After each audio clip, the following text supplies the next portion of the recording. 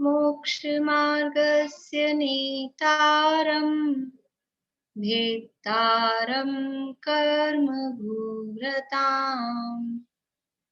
ज्ञातारं विश्वतत्त्वानां वन्दे तद्गुणलब्धये वन्दे तद्गुणलब्धये। मोक्षमार्ग के नेता एवं कर्म पर्वतों के भेदक और विश्व के सब तत्वों के ज्ञायक चेतन संवेदक सद्गुण आप समान प्राप्त हो यही भावना भाकर देव विनय पूर्वक करूं वंदना बारंबार जिनेश्वर देव बारंबार जिनेश्वर देव।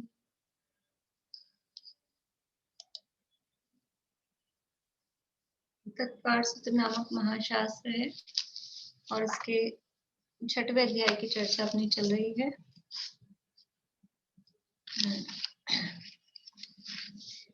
मोहनीय कर्म के आश्रय के कारणों की चर्चा चल रही थी।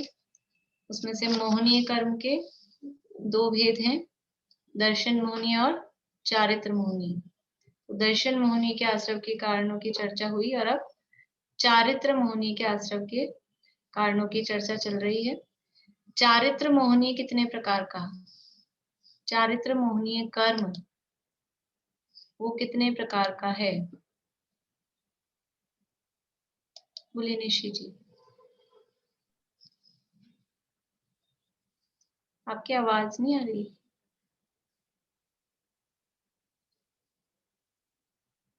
चारित्र मोहनी के 2 भेद हैं, कषाय भेद और कषाय भेद।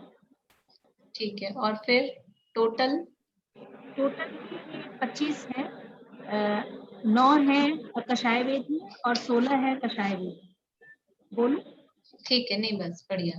यानी चारित्र मोहनी को महासूत्र में 2 भागों में बांटा है। टोटल करके उसके 25 भेद हैं, एक कषाय रूप और एक नो कषाय रूप। तो वो 16 कषाय कौन सी हैं? 16 कषाय कौन सी हैं?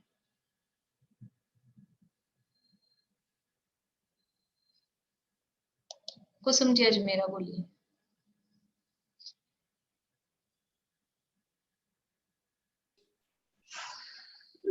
अनंतानुबंधी क्रोधमान माया लोभ, प्रत्ययखंडबंधी क्रोधमान माया लोभ और अप्रत्ययखंडबंधी क्रोधमान माया लोभ और संचलन क्रोधमान माया लोभ। ठीक है, बढ़िया। पर इसका क्रम थोड़ा आप ठीक कर लीजिए। अनंतानुबंधी, फिर अप्रत्याख्यानावरण, फिर प्रत्याख्यानावरण, फिर संचलन। क्रम से ऐसा ही है। ठीक है, बढ़िया। ये 16 कषाय हैं। अनंतानुबंधी की 4, अप्रत्याख्यानावरण की 4, प्रत्याख्यानावरण की 4 और संचलन की 4। नो कषाय कौन कौन सी हैं? बोले रेणु जी लुहाड़िया। हास्य, अरति, रति, भय, शोक, ग्लानि और स्त्रीवेद, पुरुषवेद और नपुंसक। ठीक है, सुधा जी बोलिए। नो कषाय। एक मिनट। रति, अरति, रति, हास्य, रति, अरति, शोक, भय, जुगुप्सा, स्त्रीवेद, पुरुषवेद और नपुंसक वेद। बढ़िया। अंकल आप बताइए, नो कषाय। हास्य, रति, अरति, शोक, भय, जुगुप्सा, स्त्रीवेद, पुरुषवेद, नपुंसक वेद। बढ़िया। अब मैं चित्रा आंटी को याद है, मुझे मालूम है, इसलिए मैं सुन नहीं रही हूँ। और किसको याद नहीं है वो हाथ खड़ा करें। सबको याद है? सबको याद है? तो मैं पूछ लूं फिर। बोलिए अनीता जी। कौन सा बोल रहे हैं? नो कषाय। नो कषाय। हास्य, रति, अरति, शोक, भय, जुगुप्सा, स्त्रीभेद, पुरुषभेद और नपुंसक भेद। बढ़िया। रंजू भाभी बोलिए आप, पूरी 25 कक्षाएं। अनंतानुबंधी कषाय के 4, प्रत्याख्यान के 4, अप्रत्याख्यान के 4, क्रोधमान मायालोक चारों में, और संज्वलन के 4। देखिए आप लोग सभी जिन्होंने भी ऐसा गड़बड़ कर रखा है ना, पहले है अप्रत्याख्यान, फिर है प्रत्याख्यान, क्यों वो क्रम है, क्रम से जाती है। पहले अनंतानुबंधी, फिर अप्रत्याख्यान, फिर प्रत्याख्यान, फिर संजुलन। पहले अनंतानुबंधी है ना, फिर प्रत्याख्यान। प्रत्याख्यान नहीं, अप्रत्याख्यान पहले अनंतानुबंधी, फिर अप्रत्याख्यान, फिर प्रत्याख्यान और फिर संज्वलन। हाँ, इनकी 4-4। क्रोधमान मायालोक है ना, हास्य, रति, अरति, शोक, भय, जुगुप्सा, स्त्रीभेद, पुरुषभेद और नपुंसक। बढ़िया, ठीक है। तो मैं समझ लूं आप लोगों ने हाँ कर दिए, सबको याद है। फिर मैं कल बाद में पूछ लूंगी, याद होने चाहिए, फिर आगे भी बार बार में काम आएंगे। ठीक है, तो इनके आश्रय के कारणों की चर्चा अपनी चल रही थी, और कषायों के लिए सामान्य रूप से कहा कि खुद कषाय करना, पर को कषाय उत्पन्न कराना, ये सामान्य रूप से अनंतानुबंधी आदि कषायों के आश्रय का कारण है। किसी तपस्वी जनों को दोष लगाना, किसी के चारित्र में झूठा दोष लगाना, या इस तरह का व्रत वेश धारण करना जिससे हमको संक्लेश उत्पन्न हो रहा है, ये सब सामान्य रूप से जो अनंतानुबंधी आदि चारों कषाय हैं, क्रोध मान माया लोभ, उनके आश्रय के कारण है। अनंतानुबंधी आदि मतलब क्रोध मान माया लोभ के आश्रय के सामान्य रूप से कारण कहे। अभी 9 कषाय के कारणों की चर्चा अपनी चल रही है। हास्य, रति, अरति। हास्य कषाय के कारण क्या है कि बहुत हंसना, दूसरे को हंसी उत्पन्न कराना, किसी की हंसी उड़ाना, इस तरह के जो परिणाम हैं वो हास्य कर्म के आश्रय के कारण है। फिर रति में कुछ क्रीड़ा करने में रुचि रखना, क्रीड़ा मतलब इधर उधर घूमना फिरना, मनोरंजन करना, लेकिन व्रत और शील में अरुचि, विषयों में प्रवृत्ति, ये रति कषाय के आश्रय का कारण है। और अरति के आश्रय के कारण बताए कि किसी को कोई चीज अच्छी लग रही थी, उसकी उस रति का नाश करना, रति का मतलब है अच्छा लगना, या दूसरे को ऐसा करना कि उसको अरति उत्पन्न हो जाए, इस तरह के जो उपाय करना है, पाप रूप जो प्रवृत्ति है, वो अरति कषाय के आश्रय का कारण है।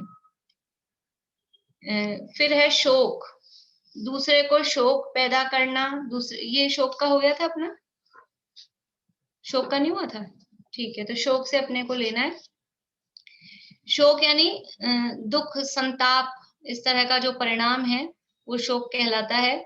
तो किसी को शोक उत्पन्न करना, कि दूसरे को दुखी कर देना, वो शोकित हो जाए, इस तरह का कुछ भी कहना, इस तरह का व्यवहार करना, या फिर दूसरा दुखी हो रहा है उसमें खुश होना, हर्ष मनाना, दूसरे के दुख में खुश होना, ये हमें शोक कषाय के आश्रय का कारण होता है। इसको किसी और शब्द से भी कह सकते हैं, दूसरे के दुख में हम खुश हो रहे हैं। मैंने कुछ दिन पहले आपको कुछ बात बताई थी, आसाता वेदनी का जब प्रकरण अपना चल रहा था, तो दूसरे के दुख में खुश होना, ये और क्या कहलाता है?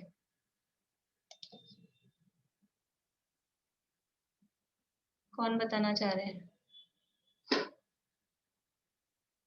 बोले नीलम भाभी।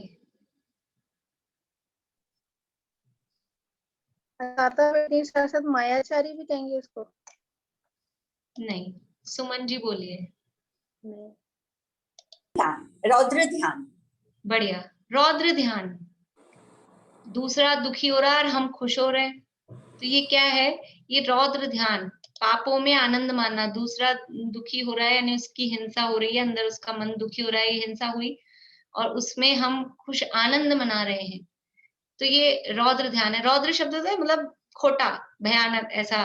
तो कोई दुखी हो और हम खुश हो रहे हैं, तो वो कैसी होगी? जैसे विलेन की हंसी होती है कि वो विलेन दूसरे को परेशान करके और वो खुश होता है, तो उसकी वो हंसी, वो रौद्र रूप दिखाई देता है। तो इस तरह से दूसरे के दुख में हम आनंद मना रहे हैं, सुखी हो रहे हैं, तो ये हमारे भी शोक के आश्रय का कारण है। और रौद्र ध्यान हो रहा है साथ में। तो ये दूसरे को शोक पैदा करना, दूसरे के शोक में हर्ष मनाना, इत्यादि इत्यादि इत्यादि लिख दिया है। ये तो एक एक दो दो बताए हैं। इस तरह के अब जो भी परिणाम हैं जो शोक से या दुख से रिलेटेड हैं, यदि हम खुद भी दुखी हो रहे हैं ना ज्यादा, तो वो असाता वेदनी बन रही है, और असाता वेदनी के साथ में ये शोक भी साथ में, क्योंकि असाता वेदनी का फल किस रूप में है? दुख, शोक, ताप, इसी रूप में है। तो ये खुद भी दुखी रहना और दूसरे को भी दुखी कर रहे हैं, तो असाता वेदनी और उसके साथ में अरति, ऐसे कॉम्बिनेशंस भी होते हैं कुछ। ज्यादातर, मतलब ऐसा फिक्स नहीं है, लेकिन ज्यादातर असाता वेदनी बन रही है तो उसके साथ में अरति बंधेगी, शोक बंधेगा। वो क्योंकि पाप के साथ पाप को बुलाता है। ऐसा होता है, जो जिस टाइप का होता है उस टाइप के लोगों का ग्रुप बनता है। जो शैतान बच्चे होते हैं उनके शैतान बच्चों का ग्रुप बनता है, और जो पढ़ाई करने वाले होते हैं पढ़ाई करने वालों का ग्रुप बनता है। सबका अपने अपनी रुचि के हिसाब से ग्रुप बनते हैं। तो एक गाथा दिया है, मतलब श्लोक दिया है, स्टोपदेश नाम का ग्रंथ है, उसमें कहा आचार्य देव ने, नित कर्म चाहे कर्म का हित। कर्म क्या चाहता है? कर्म कर्म को बुलाता है।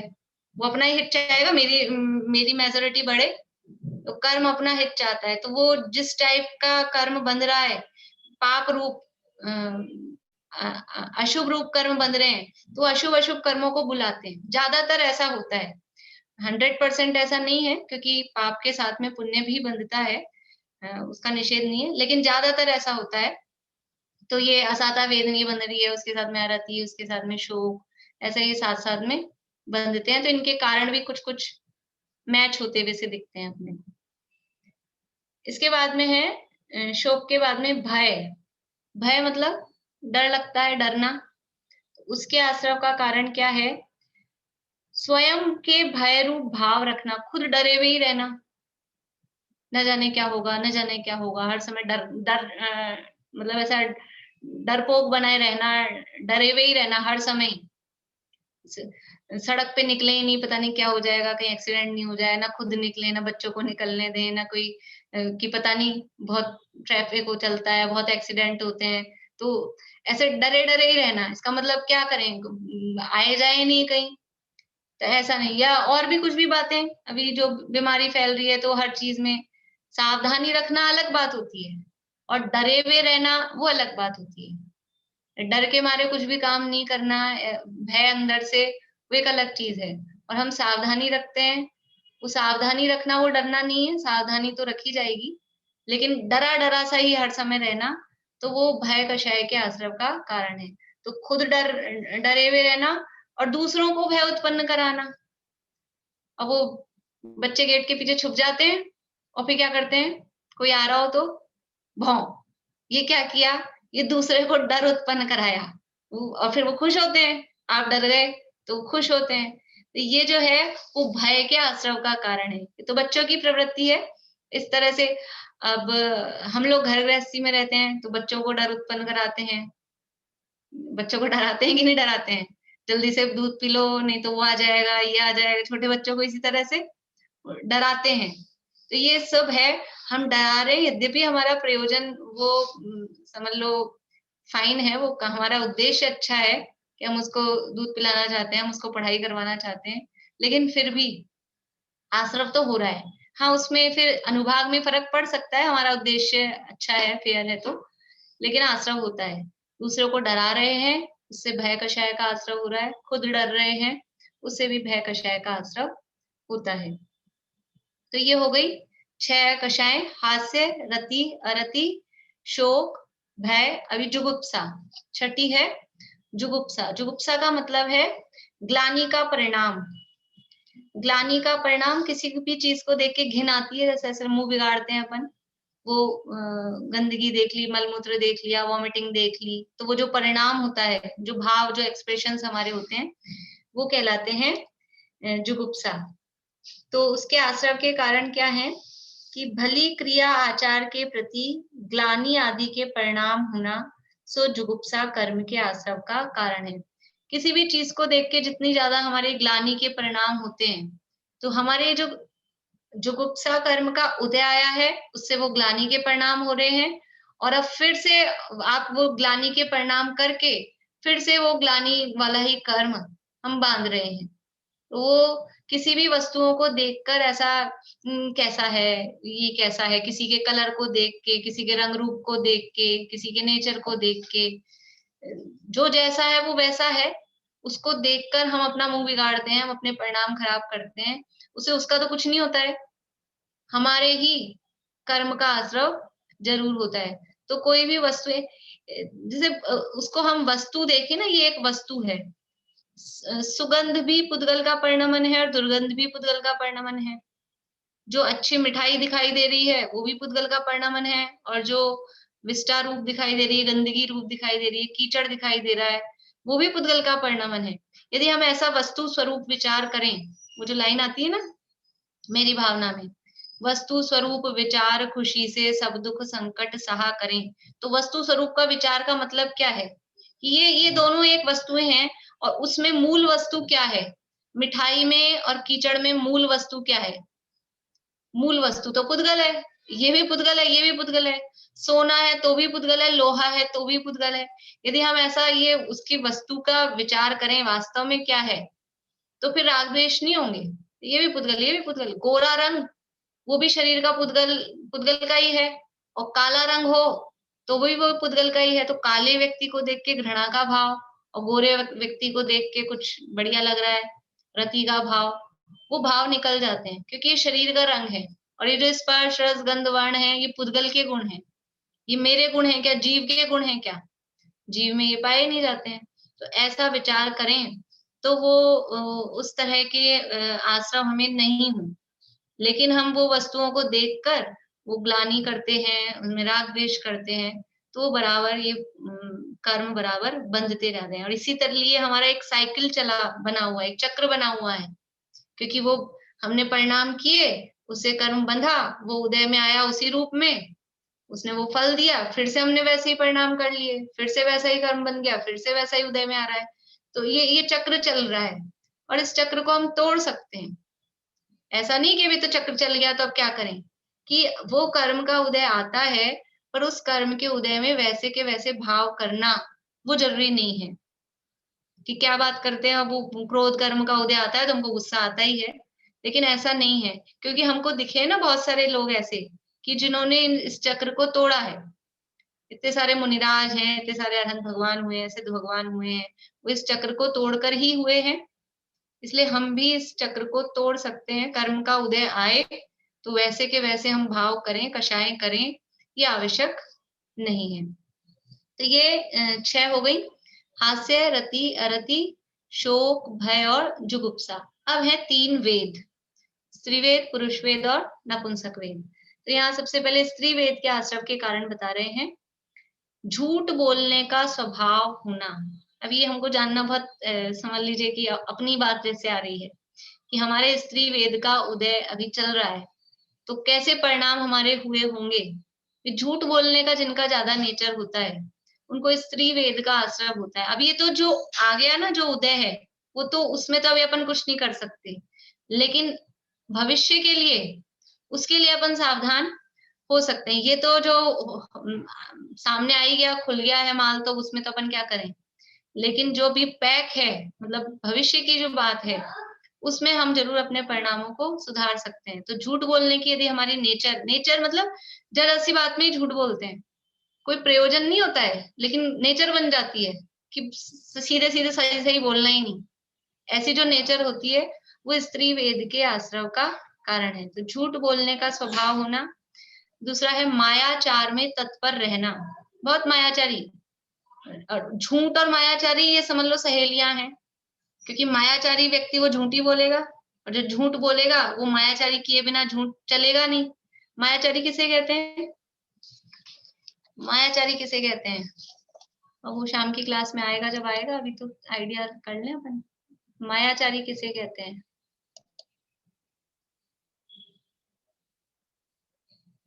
जो लोग पुराने हैं उनको तो मालूम ही है, मैं तो नए लोगों के हिसाब से पूछ रही हूँ। बोले सुधा जी। छल कपट करना। छल कपट का मतलब? छल कपट मतलब किसी को कोई चीज छुपा ली, बताने वाली चीजें नहीं बताई, छुपा ली, बोला नहीं, किसी को कोई बात बोलने की नहीं बोली, छुपा ली उस चीज को। ठीक है, बढ़िया। छल कपट को मायाचारी कहते हैं। और छल कपट का मतलब क्या है? मन में कुछ है, बोल रहे हैं कुछ और शरीर से कर रहे हैं कुछ। माया मतलब तिरछे, टेढ़े मेढ़े परिणाम। हमारा मन, वचन और काय तीनों की स्ट्रेट लाइन हो तो वो कहलाएगा आर्जव भाव, सरल। और मन में कुछ चल रहा है, वचन में कुछ कह रहे हैं, काया से कुछ कर रहे हैं, तो वो जो ग्राफ बनेगा वो ऐसा ईसीजी की जैसा ऊपर नीचे ऐसा, वो मायाचारी कहलाएगी। तो मन में कुछ हो, कहें कुछ, करें कुछ, यानी ऐसा जो छल कपट का परिणाम है। छल कपट समझ में आता है सबको? छल कपट का जो परिणाम है वो सब मायाचारी कहलाता है। मायाचारी के लिए एक शब्द ब्रह्मचारी रविंद्र जी साहब की उसमें पूजन में आता है, गुप्त पाप। मायाचारी मतलब गुप्त पाप है, छुपा हुआ रहता है। छुपाने का जो परिणाम है उसी का नाम माया है। हम किसी को ये पता नहीं चले, ये जो भाव अंदर से आता है ना, माया का मतलब क्या है कि ये जैसे किसी, अभी आपने कहा किसी कोई चीज छुपा ली, ये जो छुपाने का भाव है यही मायाचारी का परिणाम है। और ये स्त्रियों में सहज रूप से होता है। अधिकता और मतलब कम ज्यादा हो वो एक अलग बात है, लेकिन ये छुपाने वाला जो भाव होता है ये स्त्रियों में होता है। और उसकी अधिकता से फिर से स्त्री वेद का आश्रव होता है। बाय नेचर होती है ये चीज, मतलब स्त्रियों में मायाचार वो स्वभाव से होता है। अभी आगे और अपन पढ़ेंगे तिर्यंच आयु के आश्रव के कारण, तो वहां माया तेरे गुण से कहा है, बहुत ही अधिक मायाचारी का परिणाम है, तो वो तिर्यंच आयु के आश्रव का कारण है। लेकिन यदि मनुष्य आयु बंध गई है और उसमें मायाचारी यदि अधिक है तो वो स्त्री वेद के आश्रव का कारण है। हर चीज को छुपाने का, ये किसी को पता नहीं चल जाए। अभी लेडीज में ये चीज ज्यादा होती है, जेंट्स में नहीं देखी होगी। कोई भी बात किसी को कहेंगे, आपको बता रही हूँ, आप कहना मत किसी को, या आप ही को बता रही हूँ, ये चीज लेडीज में होती है ज्यादातर। जेंट्स में ऐसा नहीं होता है, बहुत रेयर होता हो। जनरली ऐसा नहीं होता है कि वो किसी को कुछ कहें और फिर वो कहें कि आप किसी को कहना मत, आप ही को बता रहा हूँ। तो ये जो बात है ना कि आपको बता रहे हैं और आप किसी को कहना मत, ये छुपाने वाला परिणाम। यदि किसी को कहनी नहीं है तो आप क्यों कह रहे हो? आपके पेट में तो नहीं पच रही, आपके पेट में नहीं बच रही, आप दूसरे को कह रहे हो, आप उम्मीद कर रहे हो कि उसके पेट में पच जाए, वो किसी को नहीं कहे, ऐसा कहाँ होगा? तो ये ऐसा परिणाम, ये मायाचारी का परिणाम स्त्री वेद का उससे आश्रव होता है। आगे है, पर के छिद्र की आकांक्षा अथवा बहुत ज्यादा राग होना। ये जो शब्द यहाँ लिखे हैं वो मैं पढ़ रही हूँ, मैंने ये फोटो सेंड कर दी आप लोगों को। तो उसका अर्थ क्या है? पर के छिद्र की आकांक्षा मतलब दूसरे की कमियां देखना, दूसरे का क्या बोलते हैं, उन्नस पकड़ना। पर का छिद्र मतलब ये कहाँ इसकी कमजोरी है वो पकड़ ली और फिर उससे किसी भी तरह से उसको यूज लेना। तो पर के छिद्र की आकांक्षा, दूसरे की कमियों पर नजर, कि उसकी बहू को देखेंगे, फिर उसकी बहू में वो बराबर सही आ रही है, जा रही है, कपड़े कैसे पहन रही है, कैसे बोल रही है, कहीं कुछ कमी पकड़ में आ जाए तो फिर अपन खुश हो जाएं, अपने को मजा आ जाए। इस तरह की दूसरे की छिद्र की मतलब दूसरे की कहीं भी लूपहोल, कोई कमी ऐसी हो वो देखने की इच्छा रखना, वो पर के छिद्र की आकांक्षा, निरंतर दूसरे के अवगुण को देखना। हाँ, अवगुण और कोई भी अवगुण अकेला वो व्यक्तिगत है, उसके अलावा भी घर गृहस्थी में कुछ भी ऐसी बातें हों, किसी के समझ लो आर्थिक संबंधी और भी किसी भी तरह की इस तरह की चीजें, तो वो देख के और फिर पता करके और उसमें खुश हो जाना और फिर दूसरों को बताना करना, वो जो भी है, ये स्त्री वेद के आश्रव के कारण है। इसके बाद में है बहुत ज्यादा राग होना। बहुत ज्यादा राग का जो परिणाम है, घर से, परिवार से, पति से, बच्चों से, माता पिता से, भाई बहन से, तो जो बहुत अधिक राग का परिणाम है वो भी स्त्री वेद के आश्रव का कारण है।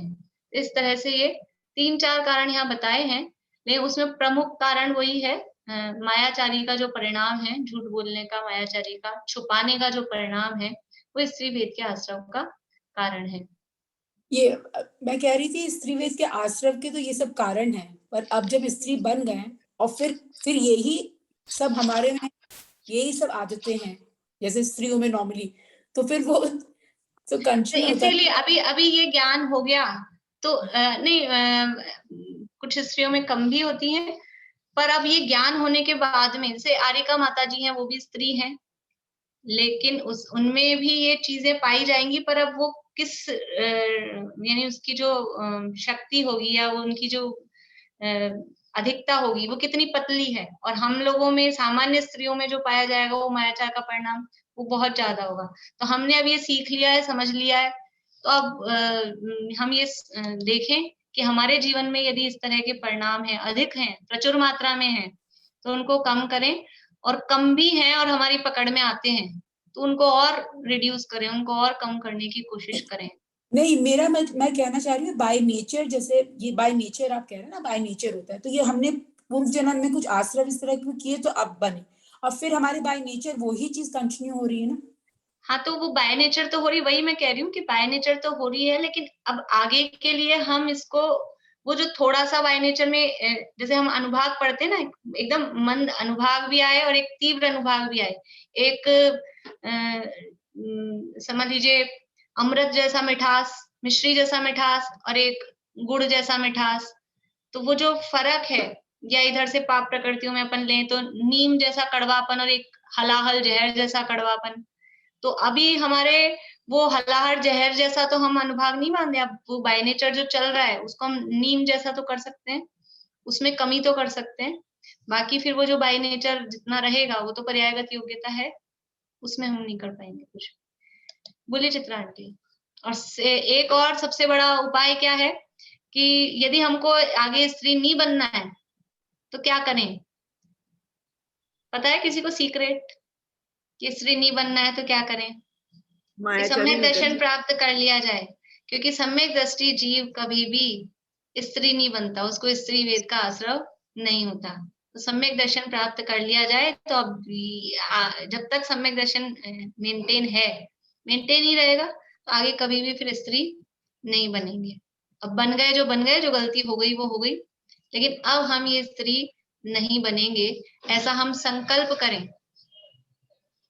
एक भजन आता है, ये प्राण है हमारा ना जन्मे दोबारा, क्योंकि विषयों में आनंद हमको आता नहीं, अरे इस झूठे जग में आनंद हमको आता नहीं। तो हम ये प्रण करें, ये प्रण है हमारा, ना स्त्री बनेंगे दोबारा, क्योंकि स्त्री बनने में हमको मजा आता नहीं है।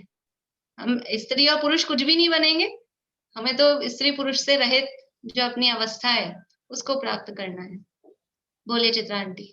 मैं कह रही माया, ये तिर्यंश गति के और स्त्री के दोनों के आश्रय के कारण तो सेम ही हो गया, माया सेम है। वो ये है स्त्री वेद, ये है चारित्र मोहिनी की प्रकृति, और वो है आयु। तो आयु बंध के रूप में अगर वो परिणाम होंगे और अधिकता है तो तिर्यंश आयु का आश्रय होगा। और जब वेद की बात देखेंगे, मान लीजिए आयु तो दूसरी बन गई, नरक में तो यदि भी स्त्री वेद नहीं है, लेकिन देव में भी गए, मनुष्य में भी आए या तिर्यंश में भी गए, और अगर ये मायाचार के परिणामों की अधिकता है तो सिर्फ स्त्री वेद का आश्रय होगा। हाँ, दोनों का। हाँ, चलिए, और कुछ एक दो पॉइंट यहाँ राजवार्तिक में दिए हैं। देखिए, स्त्री वेद के आश्रय के कारणों में ही अत्यंत क्रोध के परिणाम, अति मान यानी बहुत ज्यादा क्रोध, बहुत ज्यादा मान, अत्यंत ईर्ष्या का परिणाम, ये भी स्त्रियों में प्रमुखता से देखा जाता है। ईर्ष्या का परिणाम दूसरों से जलना, किसी के घर में किसी के इतने नया सेट आ गया तो अपने को भी होना चाहिए, किसी के नया बड़ा फ्रिज आ गया तो अपने को भी होना चाहिए, इस तरह की ईर्ष्या वाली, दूसरे से कंपैरिजन करने वाली जो प्रवृत्ति है, ये स्त्रियों में प्रमुखता से देखी जाती है। तो अत्यंत ईर्ष्या, इसके बाद में मिथ्या भाषण यानी झूठ बोलना, झूठ बोलने का परिणाम, छल कपट, तीव्र राग, ये पॉइंट अपने आ चुके, छल कपट, तीव्र राग, प्रपंच तत्परता, ये बड़ा शब्द क्या है, प्रपंच तत्परता यानी प्रपंच करने में बड़ी माहिर होती हैं। प्रपंच समझते, कुछ भी बात बखेड़ा कर देना, नाटक फैला लेना, बात का बतंगड़ बना लेना, राई का पहाड़ बना लेना, इसमें तत्पर, बिल्कुल तुरंत, ये स्त्रियों की विशेषताएं हैं। हम अपने ही गुणगान कर रहे हैं, समझ लीजिए कि इस तरह की ये मुख्य रूप से स्त्रियों में ऐसे परिणाम पाए जाते हैं। सामान्य रूप से जनरल जो दुनिया में स्त्रियां हैं, इस तरह की परिणाम स्त्रियों में पाए जाते हैं। और ये अकेला स्त्रियों के लिए नहीं कि स्त्रियां हम अपने लिए सोच रहे हैं, यदि पुरुषों में ऐसे परिणाम हैं, अत्यंत तीव्र क्रोध है, अतिमान है, तो वो खुश नहीं हो जाएंगे हम तो पुरुष हो गए। अगर अभी ऐसे उनके परिणाम है पुरुष होने के बाद में भी, मायाचारी का परिणाम है, बहुत तीव्र क्रोध का परिणाम है, ईर्ष्या का परिणाम है, अगर पुरुषों में भी इस तरह के प्रपंच की प्रवृत्तियां हैं, तो उनको भी स्त्रीवेद का असर होगा। ऐसा कोई फिक्स थोड़ी ना हो जाता है कि जो स्त्री बन गई वो स्त्री रहेगी और जो पुरुष हो गया वो पुरुष ही रहेगा। ऐसा फिक्स तो सम्यक दर्शन होने के बाद में ही होता है। तो ये तो बदलते रहते हैं मिथ्यात्व की अवस्था में, कभी कोई स्त्री बना है, कभी कोई पुरुष बना है। आज जो पुरुष है वो कल स्त्री हो जाएगा, आज जो स्त्री है वो कल पुरुष हो जाएगा। तो ये तो सभी के लिए वर्तमान में अब हम ऐसे परिणाम नहीं करें। देखिए और कहा है पर अंगनागमन, मतलब पराई स्त्री के पास जाना। तब ये तो पुरुषों के हिसाब से ही कहा है पराई स्त्री, अब स्त्री वर्ड दिया है तो, और यदि स्त्री है और पर पुरुष के पास जाती है, पुरुष है और पर स्त्री के पास जाता है, तो वो स्त्री वेद के आश्रव का कारण है। स्त्री भावों में रुचि, स्त्री के जो भाव हैं उनमें इंटरेस्ट रखना, उस तरह के भाव रखना। स्त्री के भाव कैसे हैं? वही छल कपट के, मायाचार के या श्रृंगार आदि के। ये श्रृंगार का परिणाम भी स्त्री वेद के आश्रव का कारण है। श्रृंगार का परिणाम आता है, अगर पुरुषों को भी आता है बहुत ज्यादा अधिक मात्रा में, तो वो भी स्त्री वेद के आश्रव का कारण है। ये कुछ और अलग पॉइंट्स थे वो मैंने आपको बताए हैं। मतलब विशेष रूप से ये अत्यंत क्रोध, अत्यंत मान, ईर्ष्या, प्रपंच तत्परता, पराई स्त्री अथवा पुरुष के पास जाने की जो प्रवृत्ति है, और स्त्री भावों में रुचि, ये स्त्री वेद के आश्रव के कारण है। तो इन सब बातों से स्त्री वेद का आश्रव होता है। अभी ये कारण देख के हम क्या कर रहे हैं, दूसरे को देखें कि इसके ऐसा चल रहा है तो इसके स्त्री वेद होता होगा, हम क्या करेंगे, सबका खोजबीन करेंगे किसके कौन से परिणाम। ये नहीं करना है हमें। हमारे में ये परिणाम हो रहे हों, ये सब हम जो लिख रहे हैं या पढ़ रहे हैं, ये क्यों हमारे में यदि ऐसे परिणाम होते हों तो अब हम अपने आप को सुधार लें, हमें आगे स्त्री नहीं बनना। ये विचार करके दूसरे को देखने के लिए, दूसरे के में उंगली उठाने के लिए, उसके लिए ये हमारी पढ़ाई नहीं है। फिर है पुरुष वेद के आश्रव के कारण। पुरुष वेद के आश्रव के कारण क्या है? थोड़ा क्रोध होना। वहां था बहुत ज्यादा क्रोध, बहुत ज्यादा मान, तो पुरुष वेद थोड़ा क्रोध होना। अभी क्रोध के साथ में वही मान, माया, ये भी लगा लेना है। फिर है नेक्स्ट, इष्ट पदार्थों में आसक्ति का कम होना। कोई भी पदार्थ जो हमें अच्छे लग रहे हैं उनमें अधिक आसक्ति नहीं है। जैसे वहां कहा था बहुत ज्यादा राग है मतलब जो आसक्ति का परिणाम है। और इष्ट पदार्थ में ये पति में, माता पिता में, बच्चों में, वो ये इष्ट पदार्थ हैं। खाने पीने की चीजों में, तो वो जो भी वस्तुएं हैं उनमें ज्यादा आसक्ति, राग है, तो स्त्री वेद के आश्रव का कारण है। और यदि नॉर्मल है, बहुत ज्यादा राग आसक्ति नहीं है, कम है, तो वो पुरुष वेद के आश्रव का कारण है। नेक्स्ट है अपनी स्त्री में संतोष होना। वहां कारण दिया था पर स्त्री के पास जाना, वो स्त्री वेद के आश्रव का कारण था। तो पुरुष वेद के आश्रव का कारण क्या है? अपनी स्त्री में, दूसरी स्त्रियों की तरफ नजर नहीं, हमारी जो भी अपनी पत्नी में ही संतुष्ट रहना, अपने पति में ही संतुष्ट रहना, ऐसा जो परिणाम है वो पुरुष वेद के आश्रव का कारण है। और यहाँ विशेष और बताए हैं, मतलब ये तो बहुत कम ऐसे बताए हैं। अभी जो और अपन ने स्त्री वेद के लिए जितने लगाए हैं ना, उनके अपोजिट करना या उसमें कमी करना, वो पुरुष वेद के आश्रव के कारण होंगे। जैसे कि यहाँ से बताती हूँ मैं राजवार्तिक से। मंद क्रोध, यह आ गया अपना क्रोध की कमी। अभिमान न होना, वो मान भी कम हो।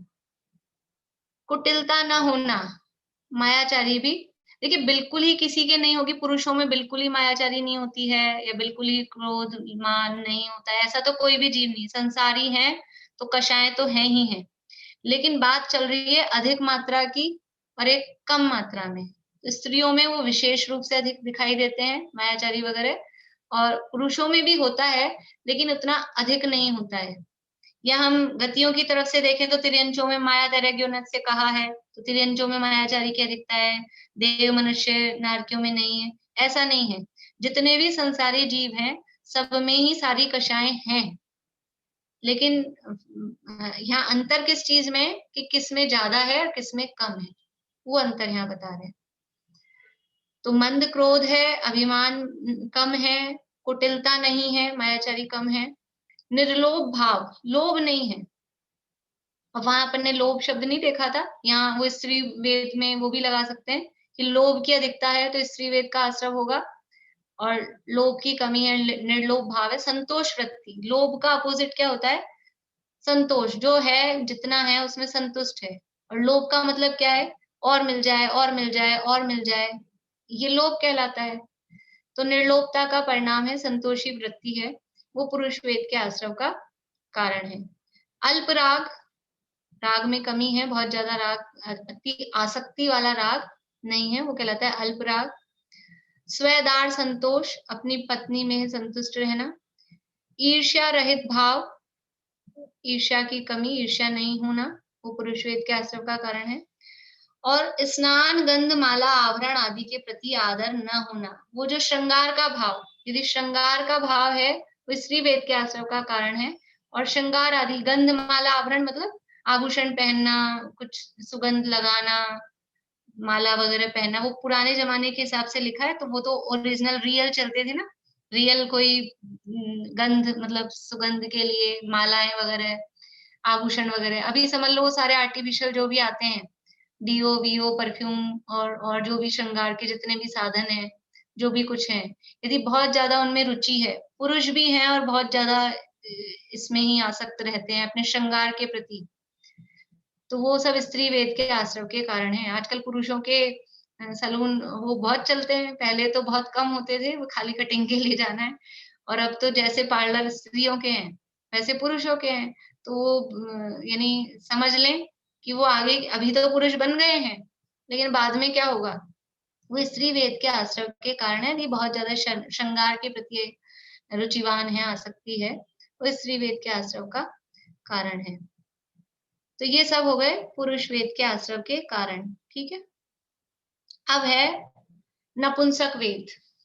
नपुंसक वेद, नपुंसक समझते हैं, मतलब जो ना स्त्री है ना पुरुष है, वो नपुंसक। कषाय की प्रबलता, देखो कषाय तो तीनों में है, स्त्री वेद में भी कषाय कारण है, पुरुष वेद में भी है, नपुंसक वेद में भी है, लेकिन कंपैरिजन कैसे करेंगे? नपुंसक वेद में बहुत अधिक कषाय हैं, वो नपुंसक वेद के आश्रव का कारण है। उससे थोड़ी कम है, वो स्त्री वेद के आश्रव का कारण है, और उससे और कम है तो वो पुरुष वेद के आश्रव का कारण है। यानी इन तीनों में हम कंपैरिजन करें कौन अच्छा कौन बुरा, तो यद्यपि बता सकते हैं कौन सा अच्छा कौन सा बुरा, कौन सा वेद अच्छा है? बोले रश्मि जी, हमें क्या बनना? पुरुष वेद ही अच्छा है उस हिसाब से तो। बढ़िया, हमें क्या बनना चाहिए? बोलो पारुल। पुरुष। पुरुष, ठीक है। अभी ये पुरुष वेद, एक और पूछ लेती हूँ, कविता जी।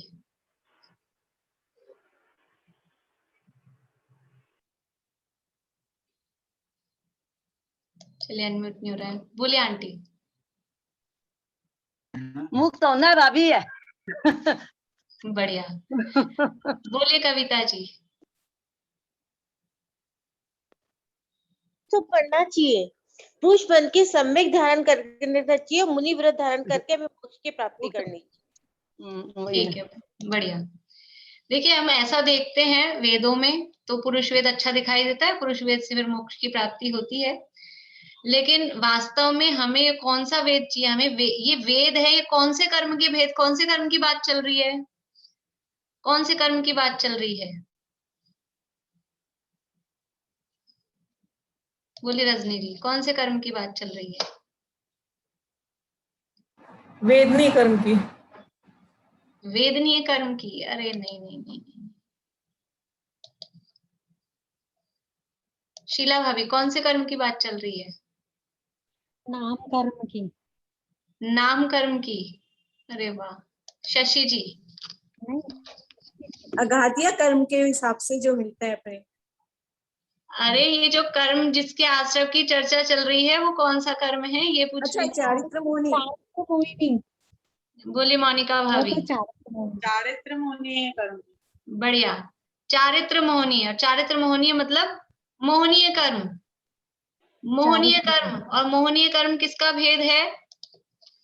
घातिया कर्म है तो 1 उंगली, अघातिया कर्म है तो 2 उंगली। मोहनीय कर्म, चारित्र मोहनीय कौन सा कर्म है? घातिया के लिए 1, अघातिया के लिए 2। सब ये सुलोचना जी आप 2 उंगली दिखा रहे हैं। मोहनीय कर्म अघातिया है, घातिया कर्म है, सही है सबका, बढ़िया। मोहनीय कर्म घातिया कर्म है, और घातिया कर्म हमने एक दिन पढ़ा था शुरू में जब चालू हुआ था अपना। घातिया कर्म की सारी प्रकृतियां वो पुण्य रूप है कि पाप रूप है? अगर उसमें कुछ भी पुण्य रूप है तो 1 उंगली दिखाना है, और अगर सारी पाप रूप है तो 2 उंगली दिखाना है। घातिया कर्म की प्रकृतियां, उसमें पुण्य भी है क्या? बढ़िया। घातिया कर्म की सारी प्रकृतियां पाप रूप है तो कर्म। तो ये तीनों ही वेद, अब कौन सा वेद होना पुण्य का उदय है?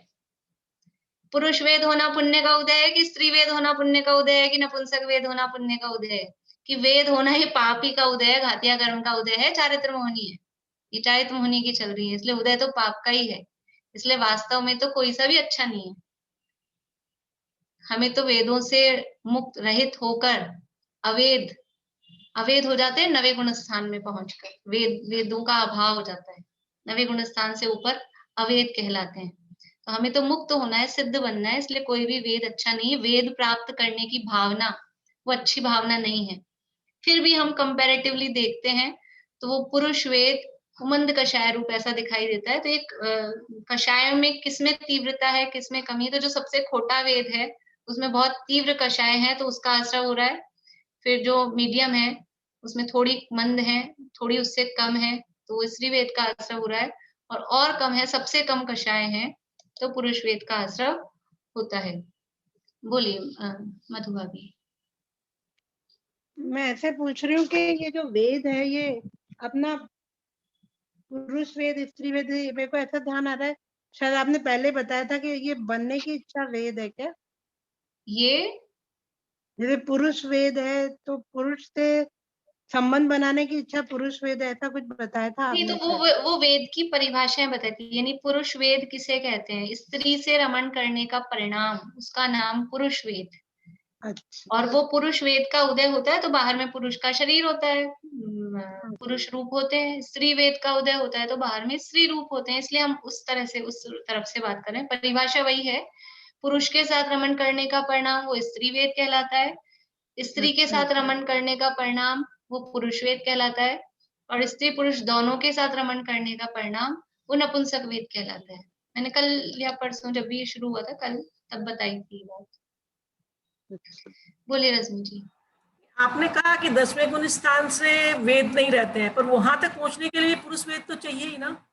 हाँ तो ठीक है ना, हमने बाद में कहा ना कि उस हिसाब से पुरुष वेद को हम अच्छा कहते हैं, लेकिन वास्तव में हमें वेद की भावना नहीं होनी चाहिए। हाँ। वो हमारे लिए काम कर रहा है तो ठीक है, लेकिन हम अगर उसको अच्छा मानेंगे तो फिर वो मिल गया तो बैठे रहो फिर उसको लेके ही। हम तो उससे मुक्त होना है, हमें कोई भी वेद प्राप्त करने की भावना नहीं होनी चाहिए। पर वो मोक्ष मार्ग में वो सहकारी है, पुरुष वेद ही सहकारी है, वो एक अलग बात है। और एक और बात है, अभी यानी इससे अलग भी कुछ बात है, कुछ लोगों के लिए बता देती हूँ, कुछ लोगों को नहीं समझ में आया तो कोई बात नहीं। ये वेद 2 प्रकार के हैं, द्रव्य वेद और भाव वेद। तो भाव वेद तो कोई सा भी हो मोक्ष जाने में बाधक नहीं होता है। ये द्रव्य वेद की अपेक्षा पुरुष वेद को अपन अच्छा कहते हैं, लेकिन भाव वेद तो नपुंसक भी होगा तो भी मोक्ष चले जाएंगे, लेकिन द्रव्य से पुरुष ही होना चाहिए, वो भी जरूरी है। इस अपेक्षा से हम पुरुष वेद की बात यहाँ कर रहे हैं। मैं जल्दी से आपको ये पॉइंट्स बता देती हूँ, टाइम अपना हो गया। तो कषाय की प्रबलता होना, गुप्त इंद्रियों का छेदन करना, पर स्त्री गमन करना,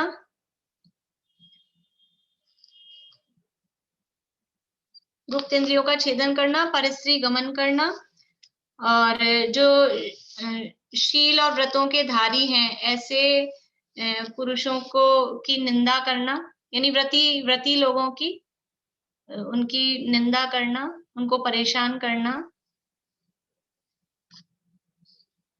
अति तीव्र राग होना, अति तीव्र राग होना और अनाचार का परिणाम होना, ये सब नपुंसक वेद के आश्रम के कारण हैं। इस तरह से ये जो चारित्र मोहिनी है, चारित्र मोहिनी के आश्रम के कारणों की चर्चा हुई है। कुछ और इसमें चर्चा होगी तो थोड़ी सी कल करके, और जो अपने बुक में से भी अपने को पढ़ना है वो भी पढ़ के फिर कल आगे अपन आयु कर्म के आश्रम की चर्चा शुरू करेंगे। बोलिए पापी। अति तीव्र राग होने के बाद भाभी लास्ट पॉइंट क्या बोला? अनाचार। अनाचार मतलब अन्याय, अनाचार नहीं बोलते, अनैतिकता, इस तरह का परिणाम। आपने बताया ना कि द्रव्य से और भाव से, तो भाव से नपुंसक भी जा सकता है क्या? मोक्ष में कैसे जा सकता है? द्रव्य से पुरुष होना चाहिए और भाव वेद नपुंसक का भी हो तो जा सकते हैं। आगे थोड़ा हम और पढ़ेंगे तो वो 2 तरह के वेद होते हैं, वो आ जाएगी उसमें बात। अभी केवल इतना सा समझ लें, जिनको नहीं समझ में आया लिखना चाहे तो लिख भी लें। लेकिन भाव वेद, तीनों तरह के भाव वेद वाले मोक्ष जा सकते हैं, लेकिन द्रव्य वेद पुरुष का ही होना चाहिए। बाहर से स्त्री हो, बाहर से नपुंसक हो तो मोक्ष नहीं जा सकते। पर सम्यक दर्शन प्राप्त करने में किसी को भी बाधा नहीं है। सम्यक दर्शन द्रव्य से स्त्री हो, द्रव्य से नपुंसक हो तो भी सम्यक दर्शन प्राप्त कर सकता है। और सम्यक दर्शन प्राप्त करने के बाद में फिर स्त्री और नपुंसक वेद नहीं होता है। इसलिए सम्यक अभी तो अपने को सम्यक दर्शन प्राप्त हो जाए, उसके बाद में वो अपने आप ही ऑटोमेटिक उसमें चल जाएंगे प्रक्रिया में। ऐसा है। ठीक, चलिए। जिनवाणी स्तुति।